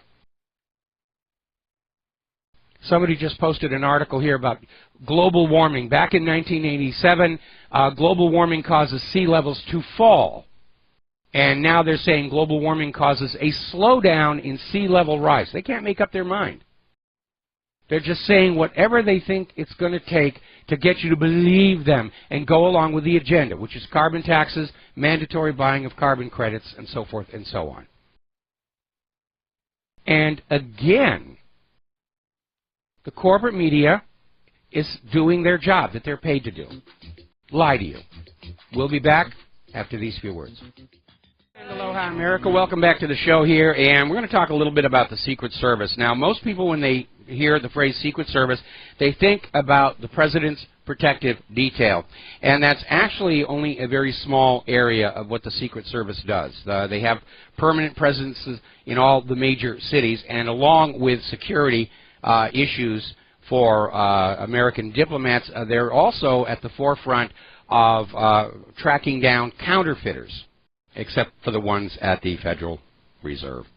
But this apparently last October, a senior Secret Service agent, Carrie O'Grady, posted a Facebook post saying Trump is a disaster for the country and that she would rather go to jail than take a bullet for Donald Trump. I'm sure that now she's not going to have to worry about that.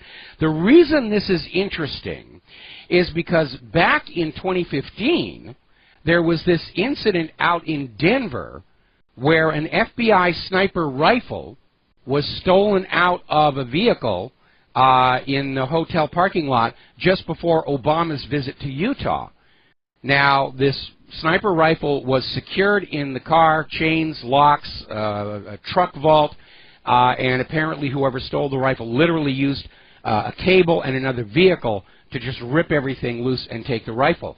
And the acting special agent in charge for the Secret Service's Denver district, who was basically in charge of finding out whether or not that rifle was going to be used on the president, was, in fact, Carrie O'Grady. So there's kind of an interesting little juxtaposition going on there. All right, we're going to take a phone call here. Brian in Phoenix, aloha. Welcome to the show. What's on your mind? Hey, Mike. How are you? I'm fine. Good. I'm concerned about Federal Reserve and about this, talk and, about auditing it. And I can't see how that would do any good. I just think we know it's a scam. I just think it needs to be eliminated. That's how Trump could really help the American people. Yeah, he really could. But, of course, as history has shown, when you go up against those private central bankers and threaten their little scam, bad things can happen. And I'm sure Trump is already well aware of that. So I think what Trump could do is what Vladimir Putin did, which is to take direct government control of the central bank, but not take it away from its owners, because that's what Putin did. He went to Russia's private central bank. It's still privately owned. But he said, we're going to run this. Just take your earnings and go relax, go on a permanent vacation. We're going to run it and run the economy for the benefit of Russia. And by the way, that was the day that Putin and Russia went from being our friend and partner to the top of the U.S. government's special high-interest targets list. So I think that... Oh, we're going to have to take a break for station identification. Thank you for the call, and we're going to try and connect with Wayne Madsen. And here we are, back on the air here. One second. Here you go. Wayne is here. Okay, Wayne. All right, good. Yes. Hello. Little bit of a delay here, but we're talking with Wayne Madsen, author, investigator, and I think this is the first time you and I have talked since the 10th anniversary 9/11 symposium that INN World Report put together all that way back. So thank you for spending time with us today, and I understand you have a new book out. I do, and it started out as a conversation I was having with an old CIA hand who also happened to have worked for two of the large network news organizations, and we were talking, and the subject of a book compiling all the various CIA front companies, proprietaries, contractors, so forth and so on, came up, and so this conversation was back in April, and basically I spent all summer compiling all these CIA front companies and whatnot into a book, and it's called The Almost Classified Guide to CIA Front Companies, Proprietaries, and Contractors. Almost because it is probably borderline, it's the old synergistic effect. When you take things from multiple sources and put them into one place, I'm sure there's people at the CIA who would say, hey, that should be classified. So hence the title, Almost Classified. Well, some of the CIA's proprietaries are actually quite out in the open. One that I'm aware of are the Folders Travel Guides, which are actually excellent travel guides. And I imagine that's a great cover. You go on in to a country and saying, I'm with the CIA, and they lock things up and everything, but you go on in and say, I'm with the Folders Travel Guides, and they say, oh, let me show you this, let me show you that, here's where we put that. And they're proud to basically show off because they think you're going to be good for their tourism industry. What are some of the other examples that you found of this? Well, Folders is actually in the book, and but it's really quite shocking when I realized in writing this that the CIA was dealing with the Hells Angels as sort of a partner in a partnership type situation. At the same time, it was dealing with the 4-H clubs and the Campfire Girls. Yes. Now, most people wouldn't put those organizations together, except the CIA was able to deal with those disparate groups. And one very interesting thing is the CIA really mastered the art of setting up these intertwined, interconnected front companies. Some of them folding 10 operations because they'd only be around for one operation, and then they would disappear with very little trace of them having existed, except they were required in many cases to register as corporations with the whatever state they were in, their business Secretary of State's office at registered businesses. But Walt Disney, as he was looking at opening up Disney World in Florida, basically had to deal with the CIA's biggest hand in setting up proprietary companies, a guy named Paul Helliwell, who was based out of southern Florida.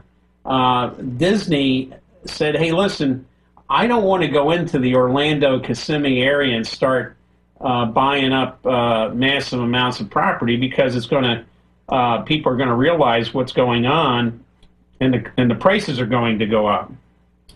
So Disney had Helliwell establish like a dozen of these front companies that went in and individually bought up little parcels of land, and it didn't tip off any of the local real estate agents. It looked like just somebody's coming in and buying some property, but not one entity, the Disney Corporation, was doing it as far as they were concerned. So essentially what happened is that these front companies then were able to individually buy up the property, which is now Walt Disney World. Yeah, I remember hearing about that myself through my contacts with Disney. We're going to take a second here to do a shout-out to our on-air affiliates who are just now rejoining our network, and we're talking with Wayne Madsen, who's an investigative reporter, journalist, author, and we're talking about his new book, which is an in-depth examination in the world of CIA proprietary and front companies. A lot of people think of the CIA as James Bond spook stuff, but you'd be amazed how many businesses the CIA runs, both as covers for operation and even to make a few bucks on the side here. I keep thinking back to Terry Reid's book, Compromised Clinton, Bush, and the CIA, and he talks about the business advantages that come to anybody who's dealing with the CIA, those additional network contacts that result in certain advantages for people who are in business that their non-CIA connected competitors cannot enjoy. Yeah, that's true. And so when you look at these CIA companies, you have different flavors, and some are sort of hybrids. Everybody's probably familiar with Air America because of the film. So this was an offshoot of the old Flying Tigers and Civil Air Transport. Claire Chennault, World War II, they were flying supplies for the Nationalist Chinese, even before Pearl Harbor. And what this developed into with the onset of the Cold War was Air America, which at one time was considered the largest airline in the world. And they had all kinds of subsidiaries in Southeast Asia and Taiwan and Okinawa and Japan. Now this was, these CIA airlines were all basically the courtesy of a guy named George Dooley, who was the CIA's top airline company manager. Nobody knew it at the time. He lived in an apartment on Massachusetts Avenue in Washington, D.C. He never told anybody what he really did, but he essentially was the guy in charge of all these airlines, from Air America, Southern Air Transport, many of them operationally based out of the Marana Airfield outside of Tucson, Arizona. Evergreen Air? Evergreen Air was one of them, and this was a massive worldwide operation. And but that's just so. What happened eventually? Southern Air spins off as a private company, and they're so we had them go from like a front operation into a proprietary and into a profit-making airline company. Apparently, some aspects of that firm are still active in Dayton, Ohio. It's just the amazing thing is how many businesses they were involved in. Now, there was one company called Aerometrics, which was a spinoff of Paramount Pictures.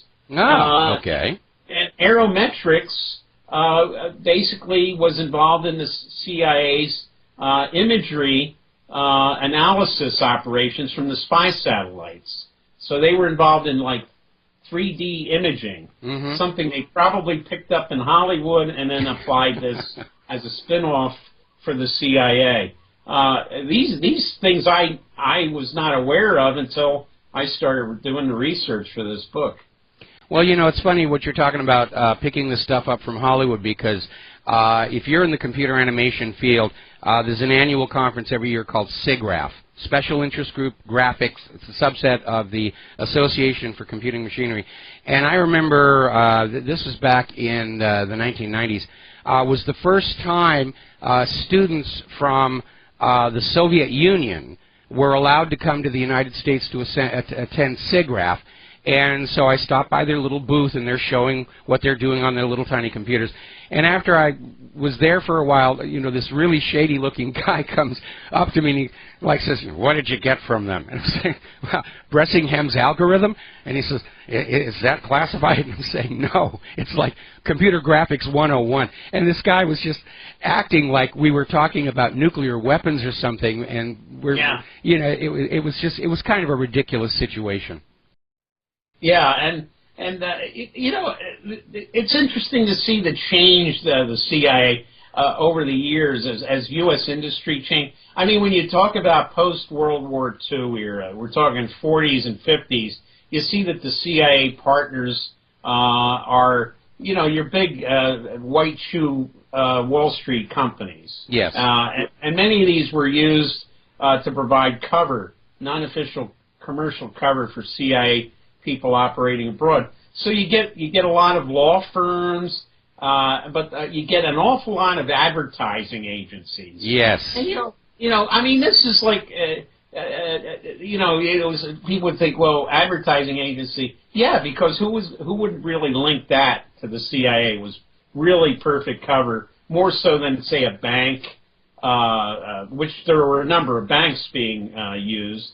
Manufacturers, Hanover's was one of the big CIA front company banks or partnership banks used to provide cover for CIA agents. And of course, they were all over Hollywood, every major studio and everything. In fact, I was actually approached about joining CIA when I was working at CBS Television City. And I was not really impressed with them, and I turned them down, at which point I lost my job at CBS Television City and had to go work for this hole-in-the-wall TV station in Orange, California. But I remember they took me up to this place called the Pacific Institute for Advanced Research in Hollywood. And it's just down the street from the Magic Castle. And they were very open about the fact that they were a CIA front, and what their purpose was to look for students in college who were working on something with potential intelligence military application, and they'd bring them into the Pacific Institute for Advanced Research, they'd fund them, they'd develop whatever, they'd print them up a really nice advanced degree, and everybody would go home happy. And but as far as I can tell, that was pretty much the hub of CIA within Hollywood itself. Yeah, and that's before, of course, now the CIA and the Pentagon and the FBI all have liaison offices in Hollywood because of the, you know, the production of movies where they actually help as long as the whatever movie it is makes the CIA, FBI, NSA, Pentagon look good. Yes. I think the FBI was probably the first because J. Edgar Hoover had this real fascination and interest in making sure the FBI was only portrayed as a God-fearing apple pie motherhood type agency going after bad guys everywhere. And the word was that he actually would review the scripts of every movie that would even mention the FBI and also the TV series. It went beyond that. It went beyond that. Do you remember the movie The FBI Story with Jimmy Stewart? Oh, right, absolutely. Hoover was actually on the set every day telling the director how to make that movie, and he actually appears in it as a cameo from the backside only. But, yeah, he was an absolute nut about Hollywood. He had this ongoing feud with Charlie Chaplin, because even before Hoover was head of the FBI, he was out there in Hollywood saying, you've got to make movies that teach people to be obedient to authority. And, of course, Chaplin understood his audience paid to see movies where authority figures were made to look like oafish buffoons, and he wasn't going to change his business model.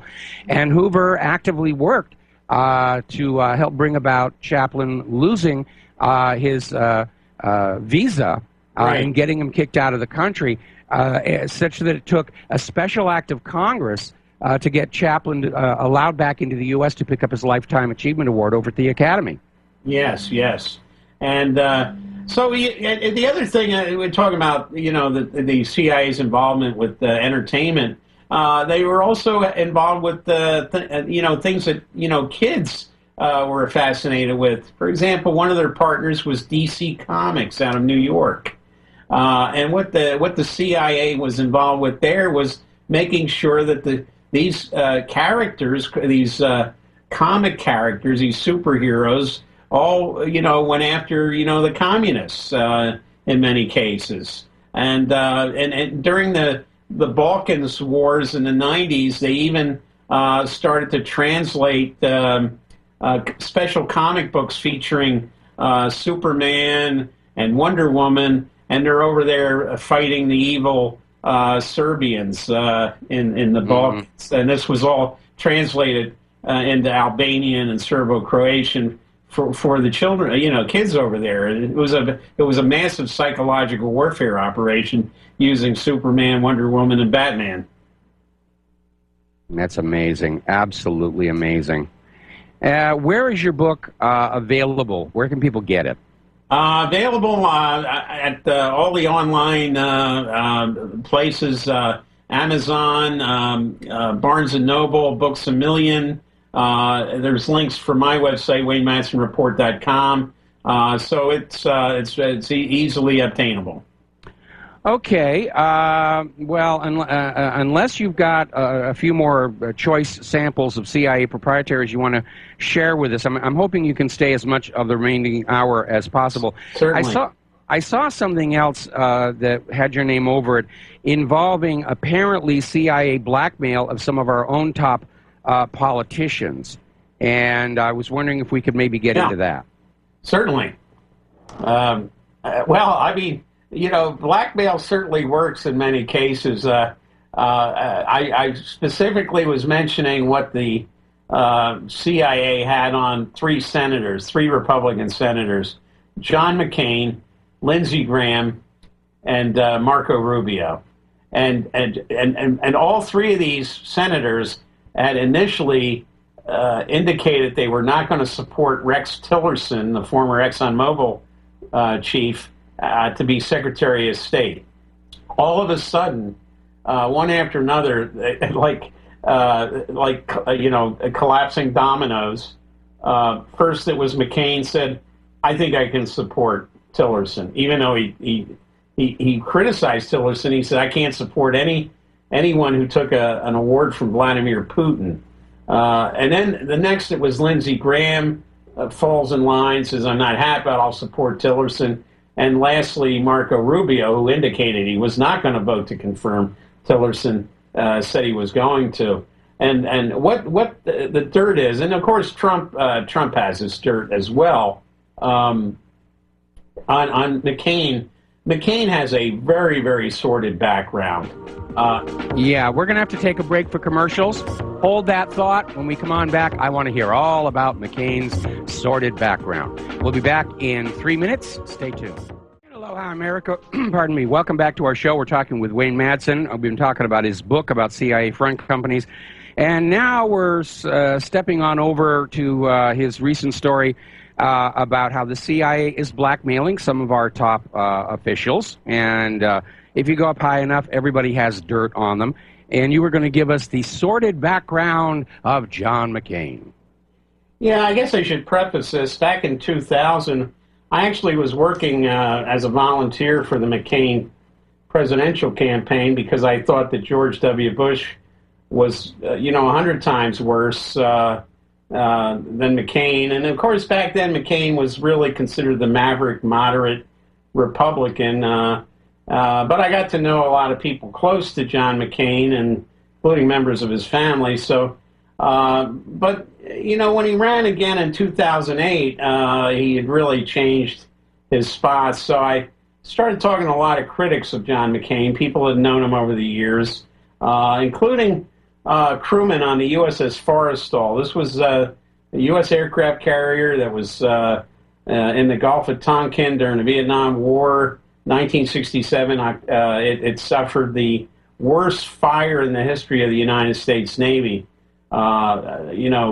Scores of sailors were killed, and many more were injured, some permanently, when one of the guys on the flight deck who was in his jet.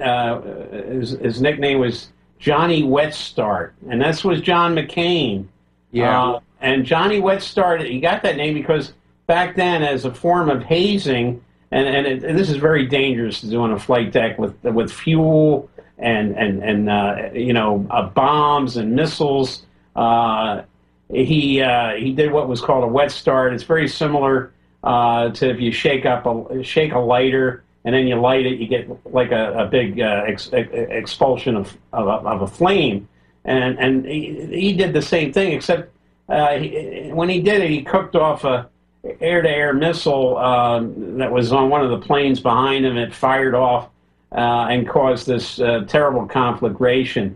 Now, because I talked to crewmen on the Forrestal, they knew that, McCain, when you had severely injured burn victims, McCain was the first one airlifted off by helicopter to the nearby USS Oriskany because there were members of the crew that knew what he did and wanted to kill him. These are their words, not mine. And he was the admiral's son. And he's the admiral's, and grandfather was an admiral. And to make a long story short, people say, "Oh, what the Navy Board of Inquiry shows is plane had its engines parked out over the over the side of the carrier." Well, his dad was able to basically fix that Board of Inquiry report to make his son come out looking like a rose.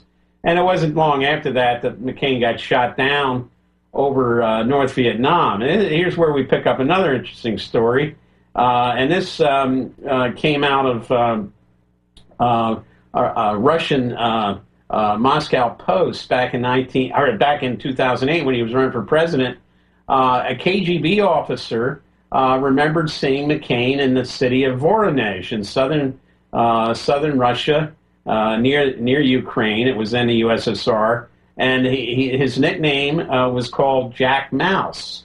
And he quoted the commandant of the Hanoi Hilton and said, "Yeah, McCain was here for a while. The Soviets came and took him to interrogate him in the Soviet Union, and he wasn't returned until 1972. And the following year, that was in preparation for the release of the POWs after the Paris Accords. So we've got McCain pinpointed in Voronezh, where he received very good medical treatment for his injuries from Soviet doctors.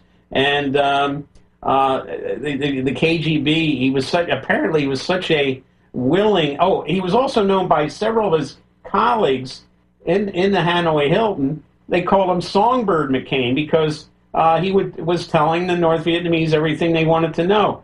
And one person I talked to who was there said he gave 6 months worth of Navy operational flight plans for the bombing missions over North Vietnamese, which is much more than name, rank, and serial number. Yeah, it definitely is. All right, we got to take another break for commercials. We'll be back in 4 minutes with Wayne Madsen. Aloha, America. Welcome back to the show. We're talking with Wayne Madsen. We're talking about some of the dirt on America's top politicians, and I use the term top very loosely. We're talking about John McCain, whose history is not what you have been told it is by the corporate media. We were getting into his nickname in the Hanoi Hilton, Songbird, and I'm sure you're aware, Wayne, that finally one of these tapes that he did make, propaganda tapes from North Vietnam, finally surfaced. Supposedly it was misfiled, but it's been discovered, and it's out there on YouTube. The only reason John McCain was not tried for treason was Richard Nixon issued a blanket pardon to all the returning POWs. Yes, and so, we know that he spent time, and the thing is, when he was in the Soviet Union, they were obviously trying to program him to be a future agent in the United States, knowing his connections with his father. And I think the reason he has got this real attitude about Russia, it's a phobia. It's almost like a psychological problem for him, is that he's probably, it's the Manchurian Candidate effect, but, it messed up. in his case. Yes. And he's got some severe mental issues. Now, of course, we should remember that he was also one of the Keating Five. Yes. Senate Ethics Committee really treated those people with kid gloves. McCain was apparently more involved in taking money from Charles Keating's and his S&L than any of the other members of the Keating Five, but he was allowed to skate on that, because he uses this war hero record as a crutch. Yes. When in fact that shouldn't mean anything. Look, so make a long story short, all this information is available to people, especially now in the Trump administration. So, it's funny how he always, he'll put up resistance, but when he's faced with the facts, it's like one of the crewmen of the Forrestal told me when he met him in South Carolina right before the primary that year. He mentioned that he was on the Forrestal with McCain, and he said McCain turned as white as a sheet and just wanted to get away from this fellow. Yeah. Was just petrified. As far as Lindsey Graham, I remember having a discussion in the National Press Club in Washington with two reporters from the state newspaper. Now, that's the paper of record in South Carolina. They cover politics in Columbia, the state capital, and they were pretty upset. They said, why isn't anyone up here in Washington reporting on our senator alternate lifestyle? And where that wouldn't mean anything in a state like California, Massachusetts, New York. It definitely means something in South Carolina, the state that hosts Bob Jones University, for example. And I said, well, we haven't heard anything. We have our suspicions. Well, it's more, everyone in Washington knows about this, and I would imagine there's actually people who would be willing to come out and state that they had affairs with Lindsey Graham. So, if this is mentioned to him, this could ruin him in his home state of South Carolina. Again, he finally complied on the Tillerson nomination. As far as Marco Rubio is concerned, during the presidential campaign, some photographs of him surfaced where he was in these foam baths and gay nightclubs. Yeah, I remember those. In South Beach, Miami. Again, maybe that's not a big deal in South Beach, which is a gay community, but Florida's a weird state. The further north you go, the more south you get. And it doesn't play well north of Orlando. This whole thing, of course, it turns out that one of his friends from college turned out later he started running or at least leasing his place, one of his places he owned in Miami, to a guy who did live streaming of male gay sex videos. So the more Marco tries to say he has nothing to do with it, the worse it gets for him. So again, he was the last person, holdout Republican, who said, I have reservations about Tillerson, but I'm going to vote to confirm him. So this is how it works. And that's the reason, of course, why Lindsey Graham and Marco Rubio's presidential campaigns went nowhere. Well, I don't know who was behind this, but I've often been thinking about Chief Justice of the Supreme Court Roberts, who was adamantly opposed to Obamacare, was going to vote against it, and all of a sudden, at the 11th hour, he does a complete 180, casts the deciding vote on the Supreme Court to make Obamacare legal, and then he leaves for a week's vacation in Malta to duck the press. And it feels like somebody had the dirt on him as well. And it may be that the culture in Washington, D.C. is you're not allowed to rise above a certain level unless you do something that makes you blackmailable and controllable. And maybe that's a big part of what's behind all of these allegations of pedophilia. Maybe it's a rite of passage where you have to do something like that where they've got the means to destroy you if you dare disobey. Yeah, I think there's a lot of truth to that. And, it was old Governor Edwards, Edwin Edwards of Louisiana, who did some time in the federal penitentiary for corruption. But he's famously quoted as saying, as far as he was concerned, at one time in Louisiana, the only way they could destroy him politically is that if they found him in bed with a dead woman or a live boy. But you know, I mean, I think there's a lot of this blackmail that goes on in Washington. Not all of it's sexual related. A lot of it is, though, but a lot of it's financial as well. People taking dirty money, for example. Yes. And their fingerprints, these members of Congress and cabinet, their fingerprints are still on it. You know, so yeah, it's DC's it should stand for dirty capital, because that's really what it is. Yeah, it sounds like it, and I know that a lot of people are very nervous over the possibility of the Clinton Foundation being investigated. There was apparently this insider was posting anonymously to this blog saying that it was just a giant slush fund, tax avoidance scheme, money laundering, and all of the top people in Washington, D.C. on both parties were dirty with this. And so I think they're very nervous about Jeff Sessions being our new Attorney General. I think it's time that this does get decisively dealt with, not out of a spirit of revenge, but because we have to send a message to future generations of politicians that this kind of behavior will not be tolerated anymore. Yeah, and I saw a recent report. There may be some links now between the Clinton Foundation and the CIA.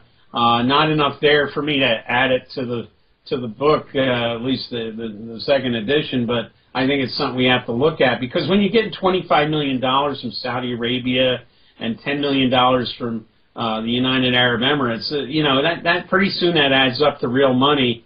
And we know one of the things I found out getting back to the book is the CIA was involved in a number of slush funds over the years. A Nugan Bank out of Australia, that turned into Enron, and then we got Stanford International Bank out of Antigua. So we see a number of these slush fund activity. BCCI, I forgot to mention. Yeah. One of the biggest ones. Yeah, and I would be surprised if the CIA wasn't involved with the Clinton Foundation, especially when you remember that both the Clintons and the Bushes all go back, their political fortunes all go back to Arkansas in the 1980s, and that CIA gun and drug running operation down to Nicaragua that was funded by bringing cocaine back. And so they're all sort of joined at the hip in that regard. That's right. And William Casey actually flew to Little Rock when Clinton was governor and said, thanks for all you've done out of Mina, the airfield, which was used for this smuggling operation. He said, I understand you've always wanted to be president of the United States, and you know, we will arrange that, and you can consider that done. And of course, he became president in 1993 after he defeated a former CIA director, George H.W. Bush. Yes, he did. Of course, George H.W. Bush needed to get out of the White House anyway after his first term, because that investigation into that whole Iran-Contra gun and drug running mess was getting closer and closer to him. And so he needed the heat to be taken off, and just said, yeah, we'll throw the White House to the one Democrat we can guarantee will keep our dirty little secrets about what was going on in Arkansas. Richard Nixon did exactly the same thing. When it became obvious he was going to have to step down from office, the first thing he did was get rid of Spiro Agnew and get Gerald Ford to be the vice president, right, because Gerald Ford had served on the Warren Commission and knew that the real deep, dark secret behind the Watergate break-in was destroying evidence that linked Nixon to the assassination of John F. Kennedy. So Gerald Ford comes on in, issues a blanket pardon, says our long national nightmare is over, and the secrets get buried again. And pardons Nixon in the process. Which yeah, well, not just Nixon. A blanket pardon for everybody involved. They did not want any more investigations that was going to risk that. We have a caller on the line, Stephen in California. Aloha. Welcome to the show. What's on your mind? Oh, excellent show. You know, this is the John McCain story is a prime example of how the government, rather than face the embarrassment, that's the reason why this whole thing was hushed up, was the embarrassment. They didn't know how to deal with the embarrassment of a high-ranking officer, his father being an admiral, U.S. Navy admiral, and didn't know how to face this. Of course, an admiral being a leader over men, and the shame of basically the cowardice ways of and singing like a canary McCain. They didn't know how to deal with that embarrassment, so they rewrote history for us to tell us do the spin now instead of being a coward and a whistleblower and telling aiding the enemy. They decided to rewrite history and make him out to be a hero. And the corporate media went along with that, just like they always do.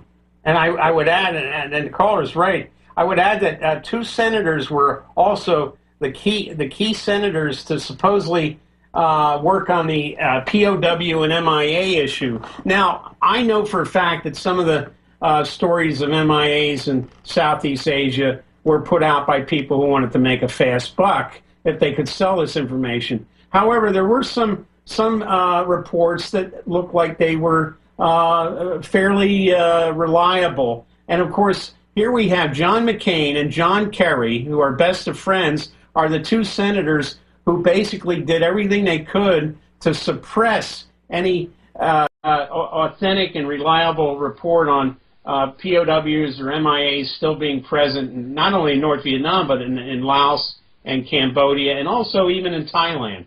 Well, that was financial. The U.S., after the war in Vietnam was over, the U.S. Simply reneged on their reparations payments, and Vietnam kept the POWs, and the U.S. just thought it was going to be cheaper and cost-saving to pretend the POWs never existed. And that was where that all came from. They literally sold our kids out in order to save a few bucks. Right. And as I say, here's another example of McCain, with a lot of dirt on his hands with these MIA POWs. Okay, so Steve, anything else? No, that's it. I'm quite certain also when you talk about election fraud, I would love to look at Arizona's election. I can't see how this guy gets in every I get a lot of emails from people in Arizona saying they don't know anybody who's voting for this guy, but we need to remember election fraud is not confined to the presidential race. And and we know that the CIA is certainly very much involved in rigging elections in other countries, and probably this one as well. And I would like to know... Let's hope in 4 years that's what happens. Well, a revision, overhaul. Absolutely. Thank you for the call, Steve. We're going to let you go. Wayne, there's a question right now. Getting on back to your book about CIA front and proprietary companies, are any of the CIA's proprietary companies involved in the business of building and using these electronic voting machines that you're aware of? Yes. There's so many companies listed in this. It's 388 pages. But one I remember is Shooptronics. Now that goes back to the days before these touchscreen Shooptronic machines were where they use them in New York. I remember they used to use them in New Jersey. You would go into the voting machine and you would pull the curtain back, and you would actually pull a lever to register your vote. This was like an electromechanical voting machine. But yes, the Shooptronics was basically a partner of the CIA. So we're talking about possibly them interfering with elections back when the Shooptronics machines were... Well, that would have certainly allowed Casey to walk into Bill Clinton's gubernatorial office and say, "You're going to be president. It's a done deal." Absolutely, absolutely. And anyone else who we know was basically in the pocket of the CIA back in those days. All righty, we're going to take one more phone call here. Well, we've got 2 more phone calls real quick. Bob in Michigan, what's on your mind? Good afternoon.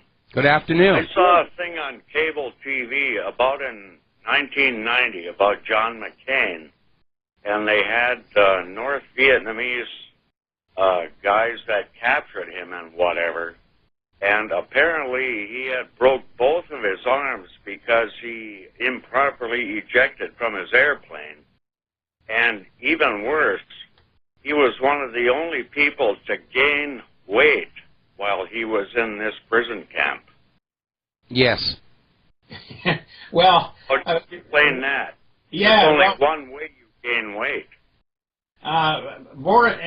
So you figure at the time he was in Voronezh, which was probably at least a few years, he was probably being fed all that very starchy Russian food, which is a lot of potatoes. And then when he comes back, of course, in preparation to be handed over, he's a heck of a lot. He's a heck of a lot heavier than the other poor POWs who remained the whole time in Hanoi. But you're right. Yeah, that's true. Both of his arms were broken. They were apparently set very badly by the North Vietnamese doctors, but then they tried to correct that. One of the things he got with Soviet medical treatment in Voronezh was better treatment for those broken bones. But yeah, he did not eject properly, because you're supposed to. You would actually reach up over your forehead and pull down this device, and you had to keep your elbows almost together. If you had them out, you would, All right, Wayne, we got to take a break for commercials, and we'll be back with the last segment of our program after these few words. And aloha, America. Welcome back to the show. Last segment of our program today here. We've been talking with Wayne Madsen, investigative journalist and author. He's got this new book out, and why don't you give us the rundown on the book and where it can be found again? Yes, it's called The Almost Classified Guide to CIA Front Companies, Proprietaries, and Contractors. Available on Amazon, Books A Million, Barnes & Noble, Lulu Press, and at my website, WayneMadsenReport.com. WayneMadsenReport.com here. Well, we got about another 2-3 minutes here. Is there anything else you want to share with our listeners? Well, I just one of the things that I know we had this big issue with Mike Pompeo being the new CIA director.